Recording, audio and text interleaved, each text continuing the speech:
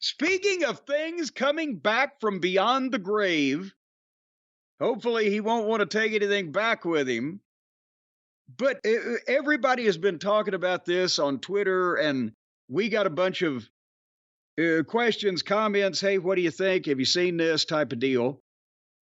Footage has been found of all people from the not even the golden age of wrestling, but the Victorian age of wrestling. George Hackenschmidt is now a star on YouTube. Have you been following this story, Brian? I have. A ton of people immediately started sending it to us. And, you and I just off air and maybe a little bit on there over the last year talked a little bit about George Hackenschmidt after I found one of his autographs in the files. And we started talking about it. And, everyone knows about the gotch matches. The idea there's no footage is something that, until you go looking, you may not realize. Well, and one of the Gotch and Hackenschmidt matches, I can't remember, was 08 or 11, may have been 08, was, the story goes, was filmed, but has been lost. Nobody knows if it still exists or where it might be or whatever, but nobody really knew that this footage existed until they just come out with it. But apparently, and I'm hazy on the details of exactly which came first, the chicken or the egg, but this film footage was displayed at a film festival in Estonia because George Hackenschmidt was from Estonia, which again, and if you don't even know, Google it while I'm rambling, is the Russian lion. It's somewhere in the Soviet Union or Russian area, right? Estonia. Yeah, no, I've known people from Estonia. It's right there. Okay, well, are they nice people? Very nice people, actually. Well, there you. Well, Hack was a hell of a guy. Yeah. But anyway, at a film festival there, who was double-crossed. Who was double-crossed? It was found. It was shot or restored from New Zealand by a group there that had found this. Apparently, was this footage shot there, or did it end up there for display and somebody found it and restored it in New Zealand? Because it's like what are the natives in New Zealand? The Maoris, right? It's like a Maori name. I don't have it in front of me. Company that did this restoration and brought this to light. I could be wrong because I've actually been meaning to read up more on this because I'm fascinated by it. But I want to say that it's something that Hackenschmidt himself brought with him on a tour there. Ah. But again, let me, I have to double check that, but I think it's something that was like touring with him. Because his opponent is American. And it was just it. And built like Mike Lano. Yes, and well, but I'm kidding. Next to Hackenschmidt in the day, right? This is 1908. It's not fair because for the bodybuilders or the weightlifters or powerlifters in the audience, for his day, George Hackenschmidt was not only a strong man, but was into early physical culture, had a developed physique before that. I don't know. The Weeders hadn't been born, the brothers. I don't think they had weights as such as we might know them today back in them days. And the hack squat was named for him, which is a method of lifting. So he was a big fucking deal in those days as far as one of the strongest men in the world, and then could lay legitimate claim to being the best wrestler in the world, and that's how he ended up with Gotch to settle it. And there's footage at the end of what we're talking about here that just show him posing a little bit, and there's no body fat on him at all. And he's cut. I mean, he's cut the way you would think a little guy on steroids would be cut, but he's not a little guy on steroids. He's the real deal. Well, and that's the thing. I saw a graphic that somebody had put up with a Hackenschmidt versus the tail of the tape, and he's like 5'8", but he's over 200 pounds, and like you said, with no body fat, and there were no steroids. There was barely food, right? To paraphrase our friend Dutch. there were no, Yeah, no protein shakes, nothing. yeah, he invented a lot of training programs for himself that later on were integrated into, he was like ahead of his time. They were integrated into more modern things years and years later. So, he was what, when you look at the footage, and by the way, there's not really a ring, there's no ropes. They're on, was that a mat spread out or just a canvas spread out or whatever it was? Yeah, what'd you think of the whole look? I actually like that. I mean, obviously it lends itself to what it actually is, but there's just a canvas, a mat on the floor, and a few rows of well-dressed men. Yeah. And the referee's well-dressed too. What'd you think of the look of the whole thing? Well, because, and his opponent's name was Joe, somebody, might as well have been Joe Blow because Rogers, he was Joe Rogers. Rogers. Okay. Let's face it, he hasn't gone down in the pantheon of the gotchas and Zabiscos and rollers and et cetera of that time period. This was probably, especially if Hackenschmidt carried the film on a tour with him for publicity's sake, or maybe make some money exhibiting, whatever, it was probably the prehistoric equivalent of one of the stars in the 70s or 80s carrying a tape around of him on Atlanta TV beating George South, right? Where the guy's competition, they can build him up. Oh, the American, challenger or whatever, Joe Smith. And Hackenschmidt, not only is he handpicked the guy, he knows he can beat him regardless. He might be working with him, might not. It's hard to tell. They're not even using the fucking ropes, right?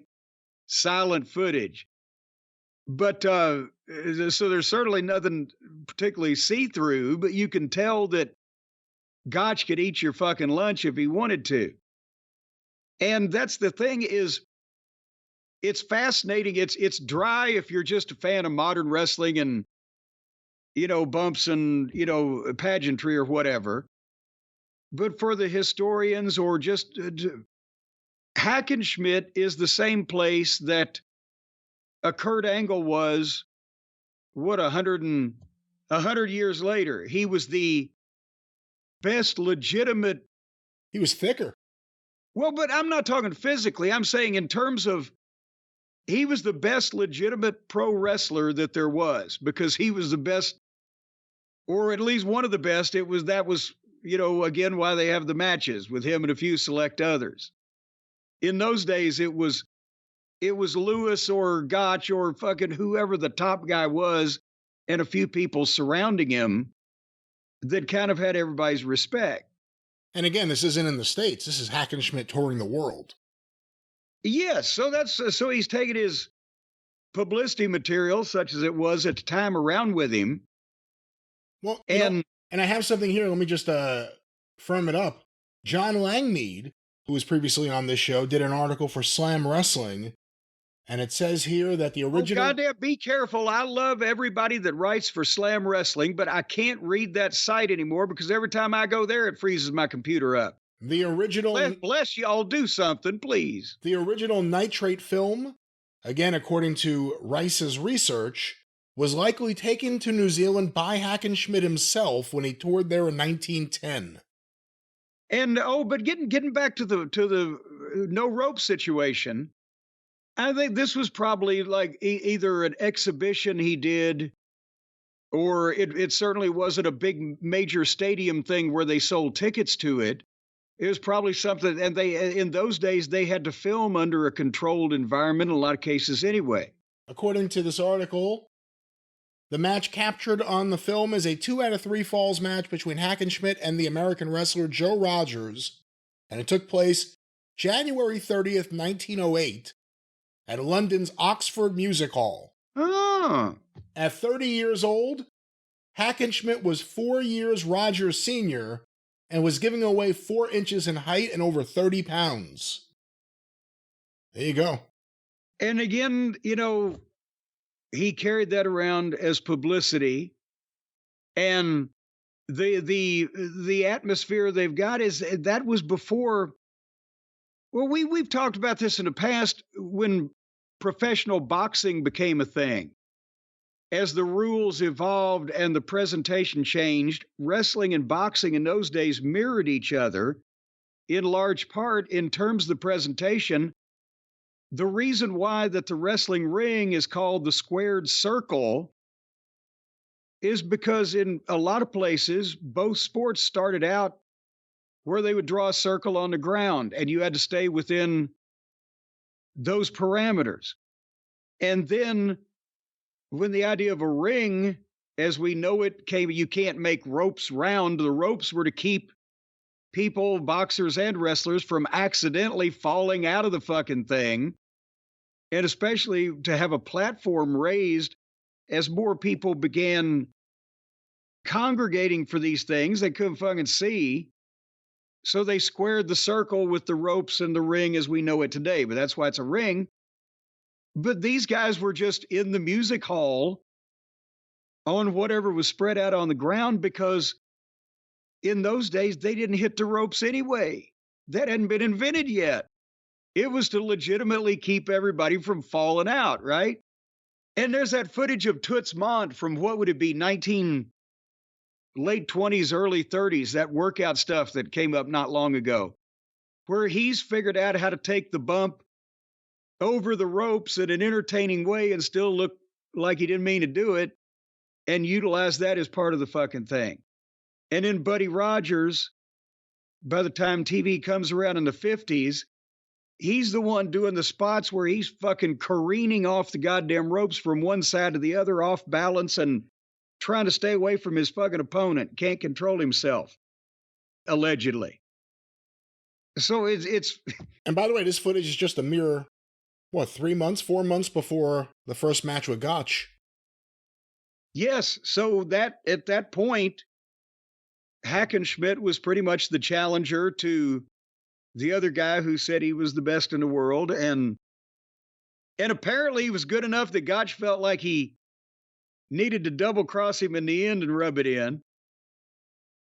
But anyway, yeah, so you never, what else could be out there? You never know what the fuck that somebody's going to find somewhere. Don't give up on the Gotch Hackenschmidt match turning up. Never give up on these things. You never know what was donated someplace, what is in an attic. You always hear, oh, these things disintegrate over time or these things just dissolve. We've seen it. Things just turn up. This is from over 100 years ago. Well, what is the climate like in New Zealand? Or Estonia? No, seriously, that's where it's been in New Zealand, right? Because he took it there on the tour. Do you know why they call one of the most famous high-grade Golden Age comic book collections the Mile High Collection? Why? Because the guy lived in or near Denver. I can't remember exactly. But it's a drier, less humid climate. No matter what, and so before air conditioning, if we're talking early 40s in a lot of homes, but no matter what manner they've been stored in, unless they're in a goddamn vault like they've got the WWF tapes in a mountain somewhere, paper reacts to the climate and the amount of humidity and temperature and etc. And this guy's shit was like pristine because he had not only wrapped it and kept it in the closet in the fucking house, but also he lived in a dry climate and the paper was still white. So if New Zealand lends itself to 100-year-old film preservation, because that shit used to spontaneously burst into flames back then. I mean, nitrate kind of film? Yeah, nitrate film is highly flammable. So highly. So we need to go find more shit in New Zealand. It's obvious from that footage, too. Anyone who went to go see Hackenschmidt, you were seeing someone who was the real deal. Like, no one was going to walk out of there and be like, this guy is a fake. He was he looked like the real deal. No one had a physique like that anywhere. And then you see, just what he's doing in this match for, I don't know if it was for the film that they made it, but this match in front of a very small audience, and he's a dominating guy. Yeah, and that's another reason why it was the equivalent of a personal appearance / squash match of the day where he was getting paid to do that. Somebody shot the film and he's like, yeah, I can. And that's probably because the Gotch Hackenschmidt film was probably like most of the boxing films that were shot at that time, whether they exist or not. Somebody was going to exhibit at theaters, some early film company, and or just Nickelodeons, whatever the manner was at that point. And that's the kind of shit that got lost because they dealt in quantities of things. And those films got cycled around and ended up in a theater somewhere, got closed, and the shit got dumped in a landfill. But because this guy carried it around himself to this tour and then it ended up there, you hear about sometimes the best silent films are found at the end of a goddamn line of distribution when it cost whether it was China or fucking Poughkeepsie, wherever it was, when that film had gone through all the distributor or all the places it was going to be shown, all the theaters, to the last in line, an army base somewhere in Alaska. It cost more to send it back than it did to just they'd start fresh. So they would end up at the end of the line with a lot of these lost films. Yeah, a lot of them, shouldn't say a lot, but there are various projects that pop up on Kickstarter that I usually support where it's like they have found multiple reels in different parts of the world and they're trying to recreate a movie that's been lost. Yeah. And with silent films especially, I don't know what the number is, but it's like a high percentage, maybe over 70% that's lost. Maybe it's higher than that. No, I think it's either 80 to 90 when you consider every film that was made by every motion picture company from the first one in the 1890s, first one public distribution until 1927, I think it's 80 to 90% has been lost. Either the master was just eroded, rotted.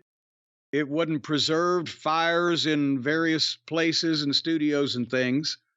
And because the film was so flammable that that's what they used to call it, Kodak safety film. I'm old enough to remember that. But the first shit was like goddamn nitroglycerin. It would just spontaneously combust and the whole room would go up. But in terms of what else would be available from wrestling, I guess there's a potential if this was made in the months leading up to the match and maybe there's footage of Gotch on the farm or something that we haven't seen. And then... Yeah, but do we really need to see Frank Gotch having veterinary knowledge of a mule? And when you look at the early history of the film industry in America, it was all based out of New York. And there was a lot of wrestling in New York. So the idea that there wouldn't be more films of just stuff in the New York area, I would have to think there would have been at the time. Who knows if anything will ever be recovered.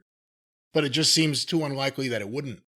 And, also just as big as Lewis was, and I know there's things, but as big as a sports name as Strangler Lewis was just for newsreel footage or, the short subject type of thing, and I would think that there was a lot more shot than we have now.